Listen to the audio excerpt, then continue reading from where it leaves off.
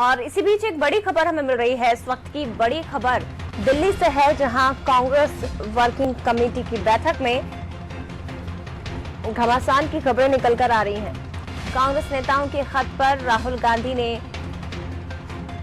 जवाब दिया और उन्होंने कहा कि भाजपा की मिलीभगत से सोनिया को ये चिट्ठी भेजी।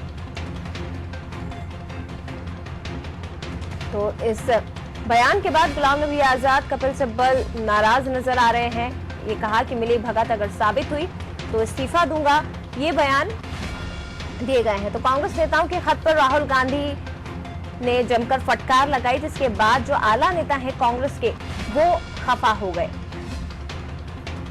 पॉलिटिकल एडिटर मनोज वर्मा जी हमारे साथ फोनलाइन पर जुड़ गए हैं। मनोज जी, सबसे पहले तो आपसे यही समझना चाहेंगे कि कांग्रेस में जो वर्किंग कमेटी की बैठक में जो घमासान हुआ है, राहुल गांधी ने फटकार लगाई, इसके बाद आला नेता नाराज हो गए, कैसे देखें इसे?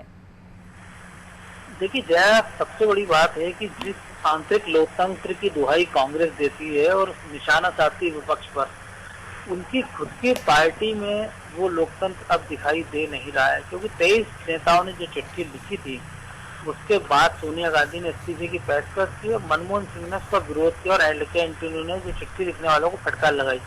लेकिन इससे 2 कदम आगे बढ़ते हुए राहुल गांधी ने इन नेताओं पर आरोप लगा दिया और टाइमिंग पर सवाल उठाया कि जो टाइमिंग है चिट्ठी की, उनका साफ तौर पर कहना था कि चिट्ठी को जानबूझकर मीडिया में लीक किया गया है। अगर ऐसा कुछ था तो चिट्ठी CWC की बैठक में इस मामले पर चर्चा की जाना थी, ना कि इस पर सवाल उठाए जाना थे।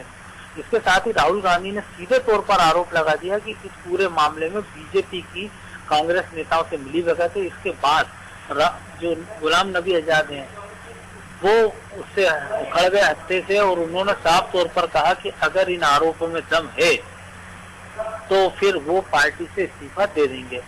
राहुल गांधी ने सिब्बल को फोन भी किया, इस बीच खबरें कपिल सिब्बल को, और कहा है कि हमने कभी बीजेपी से साठगांठ की बात नहीं की है।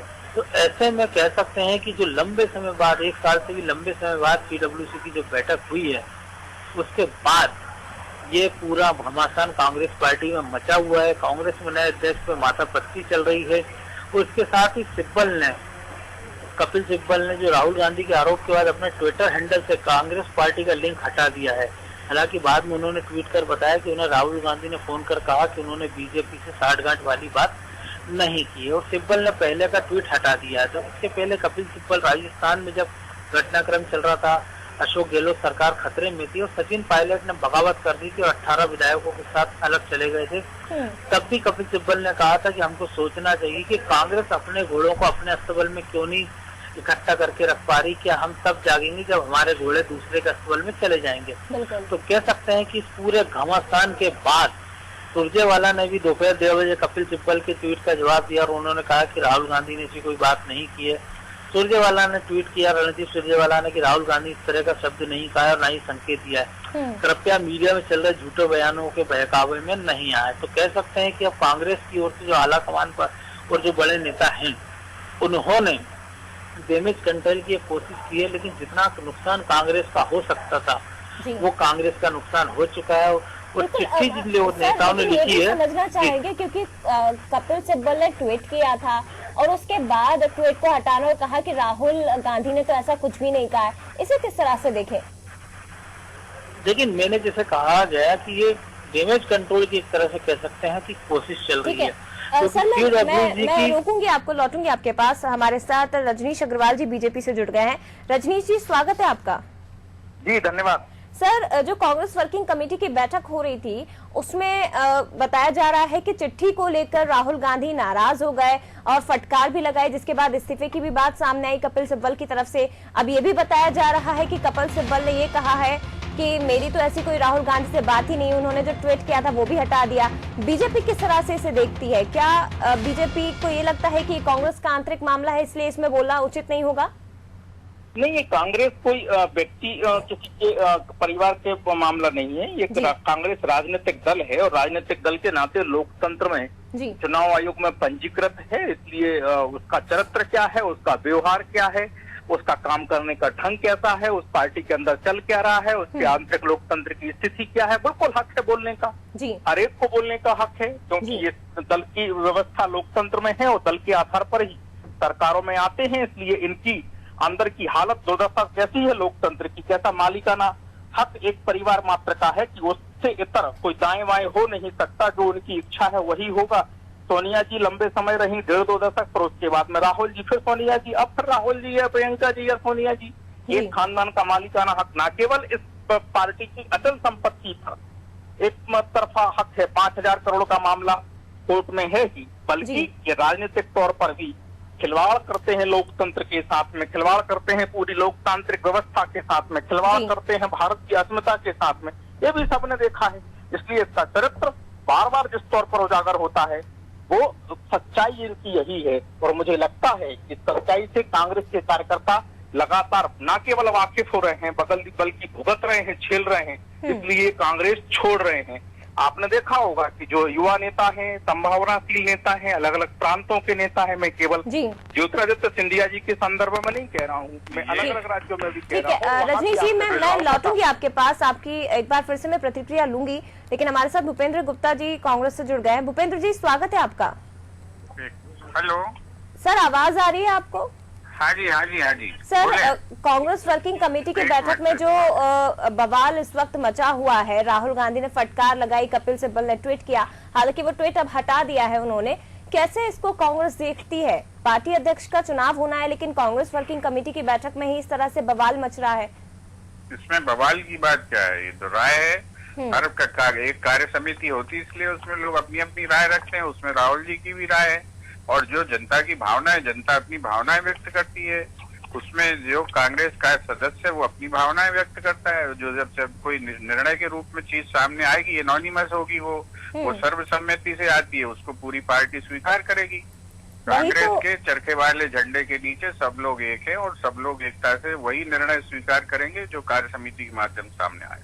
वही तो सवाल है भूपेंद्र जी, कि यही बात तो चिट्ठी के जरिए कही थी कांग्रेस के आला नेताओं ने, 5 मुख्यमंत्रियों ने, लेकिन राहुल गांधी ने तो उन्हें बता दिया कि बीजेपी की मिली भगत से ये सब किया गया है। नहीं, ये आपको किसने कहा कि राहुल गांधी ने कहा है?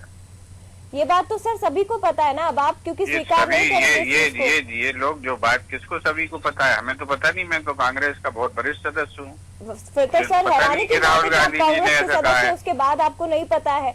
देखिए, मैं आपसे कह रहा हूँ, ये मीडिया की फैलाने हैं, इनका कोई औचित्य नहीं है। कांग्रेस पार्टी से जो शाम के समय जो बात निकलकर सामने आएगी बैठक के बाद, वो बात होगी फाइनल, उसका ऑफिशियल वर्जन आएगा कांग्रेस की तरफ से। कपिल सिब्बल ने ट्वीट किया था इसको लेकर, कपिल सिब्बल ने ट्वीट किया था, मैं पहले अरे भाई, कपिल सिब्बल ने क्या ट्वीट किया है ये आपको थोड़ी पता है?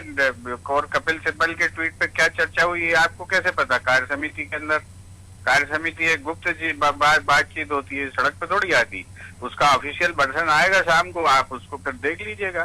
कांग्रेस पार्टी में इस तरह की कोई अनुमान लगाने की जो है स्थिति नहीं है, और जो लोग अनुमान लगा रहे हैं वो लोग जो है किसी एजेंडे के तहत लगा रहे हैं, इससे कुछ होने वाला नहीं। अनुमान नहीं लगाया जा रहा है भूपेंद्र जी, हालांकि आप कांग्रेस से मैं आपसे निवेदन कर रहा हूँ कि मैं कांग्रेस में 40 साल से काम कर रहा हूँ, मुझे उसकी कार्यशैली पता है। रजनीश जी, क्या कहेंगे? भूपेंद्र जी से जब सवाल पूछे जाते हैं तो ये कहते हैं कि औपचारिक रूप से थोड़ी इसका ऐलान हुआ है, या क्या राहुल गांधी ने आपसे आके कह दिया या कपिल सिब्बल ने आकर कह दिया, जबकि ये बात मैं उनसे पहले ही कह चुकी हूँ कि कपिल सिब्बल ने ट्वीट किया था और बाद में उस ट्वीट को हटा दिया गया है।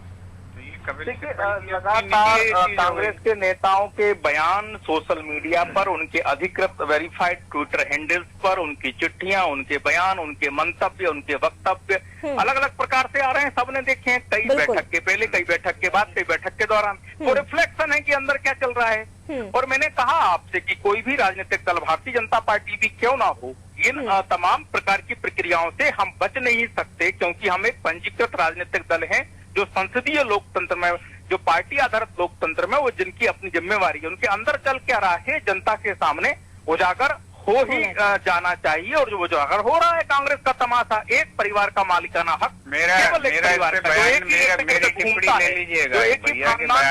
मालिक परिवार नेहरू खानदान है जिसके इसके इर्द गिर्द घूम रहा है, और उसी के चापलूसी तुम्हारे खानदान का कोई नाम नहीं है, हमारा तो नाम भी है कम से कम भाई। व्यवस्था है, इनकी अचल संपत्तियों पर भी एक तरफा कब्जा, जो 5,000 करोड़ का मामला नेशनल हेराल्ड का चल रहा है, वो भी इसी से जुड़ा हुआ है। अचल संपत्तियों पर कब्जा करके और उसका कमर्शियल उपयोग करके जो मामला पूरा है जमानत पर है, पूर्व राष्ट्रीय रजनी अध्यक्ष जी, वर्तमान लेकिन अध्यक्ष थे। मुझे रजनी लगता जी है कि एक जनता के सवाल सामने पूछना इसकी चाहूंगी, सच्चाई क्योंकि जो आनी ही चिट्ठी चाहिए। लिखी गई, रजनी जी जो चिट्ठी लिखी गई थी 5 मुख्यमंत्री भी मैडम इसमें जरा शामिल मेरी थे और आला सुनिए नेता, जरा, इनको इसमें कब तक आप जो है इनकी सुनोगी? अब मेरा जवाब तो ले लो इनसे। सर मैं आपका जवाब भी लूंगी, आप हमारा मुझे जवाब भी ले दीजिएगा, लीजिए। लेकिन ये जो बीजेपी से भी अनर्गल सवाल बातें करना इन्होंने अभी जरूरी की है। हैं, झूठ पाखंड रट के जो आते हैं, तो एक उसका भी जवाब अनर्गल भी ले बातें लिए वो तो कीजिए। बताइए। अभी चुप रहो, भूपेंद्र ये जी, बात करने दो नेताओं मुझे। के बयान नहीं है, राहुल गांधी ये जो झूठ की यूनिवर्सिटी के वाइस चांसलर साहब हैं, इन पागलों की बातें उतनी सुना करो जितनी जरूरी है। हमारी पार्टी के लिए हमें जवाब नहीं लोगी आप, कोई योग्य नहीं इनसे है। जवाब लोगी।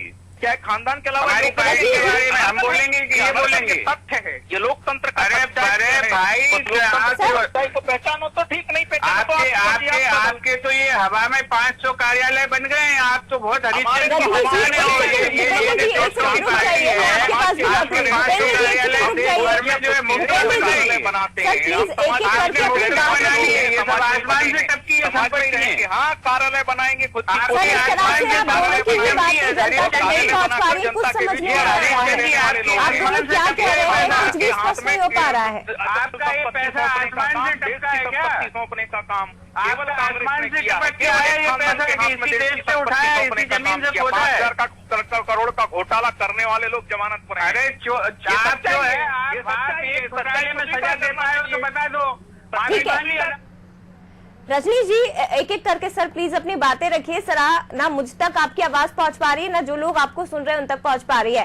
भूपेंद्र जी आप अपनी बात रखिए, क्या आप कहना चाहते हैं? मामले में जमानत पर नहीं हो भाई, तुम पूरी तरह से झूठ और पाखंड की राजनीति करते हो। करते रहोगे, बोलने नहीं दोगे किसी को। कर लिए यही सिखाया तुम्हें समझने वाला मामला नहीं है, इसलिए सच्चाई की अवगत देश की है। अब वो जमाना गया 70-80 का दशक के, आपने जो कह दिया वही सही मैडम आपकी हिम्मत नहीं कि मेरे से जवाब ले लो, आप इनका भाषण भूपेंद्र जी काट की नहीं भी बात सकती, सुन आपका लेते हैं। बजट कम हो रजनी जाएगा। जी एक सेकंड रुक जाइए, आप काफी वरिष्ठ हैं, काफी सीनियर है। सर एक सेकंड भूपेंद्र जी की भी बात सुन बोले लेते हैं। सर ना, अपनी बात रखिए। आपने रोका इनको, ये जो है बोलने नहीं दे रहे तो। सर मैं दोनों को रोक रही हूँ, लेकिन आप दोनों, आपकी आवाज ही जनता तक नहीं पहुंच पा रही। आप लोग क्या बात कर हमारी रहे हैं? आवाज तो पहुंच रही है 100 कॉर्नर से, अकेले आपके माध्यम से नहीं पहुंच रही है, अलग बात है। अब आप पहुंचाने लगेगी तो आपके सर इस तरह से अगर आप लोग बहस करेंगे ना, तो ना आपकी आवाज अब तक पहुंचेगी ना जनता तक पहुंचेगी। तब मैं बोलूँ।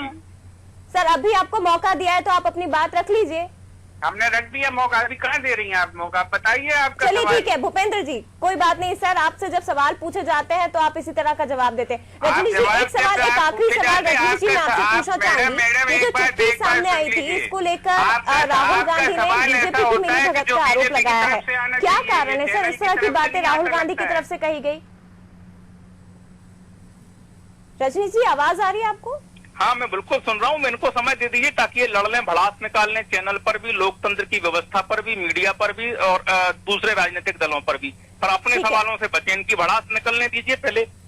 सर ठीक है, आप मुझे मेरे सवाल का जवाब दे दीजिए। जो चिट्ठी सामने आई थी इसके बाद राहुल मैडम हमसे नहीं लेंगी क्या जवाब? नाराज हैं?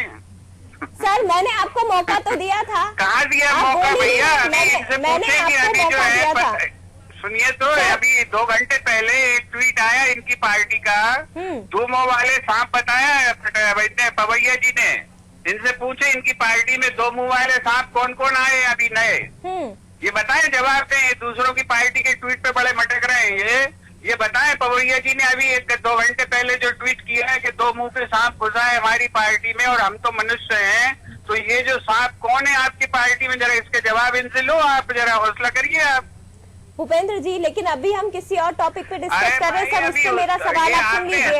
आप जो टॉपिक है सर, जो मुद्दा है, देखिए मैं दोनों पार्टी से बात कर रही हूँ, दोनों पार्टी को पूरा मौका दे रही हूँ, लेकिन आप एक मुद्दे से भटक कर दूसरे पे पहुंच जाते हैं। घोटाला की बात कर रहे थे हम। भूपेंद्र जी जो सवाल मैंने आपसे पूछा था वो सवाल का जवाब आपने दिया नहीं। आप मीडिया पर तंज कसने लगते हैं, आप दूसरी पार्टी को गिनाने लगते हैं, दूसरे मुद्दे गिनाने लगते हैं। रजनी जी से भी मैंने सवाल पूछा था, उन्होंने भी मेरे सवालों का जवाब नहीं दिया और आप आपस में ही आरोप प्रत्यारोप लगाते हैं, जनता तक स्पष्ट बात पहुंचती नहीं है। शुक्रिया आप दोनों का हमसे जुड़ने के लिए, लेकिन बहुत सीनियर हैं आप दोनों, बीजेपी कांग्रेस के भूपेंद्र गुप्ता जी, रजनीश अग्रवाल जी। लेकिन जिस तरह की उम्मीद इनसे की जाती है कि एक डिस्कशन होगा, वो डिस्कशन भेंट चढ़ जाता है, आरोप प्रत्यारोप लगाए जाते हैं और केवल बहस के अलावा कुछ भी नहीं निकलता।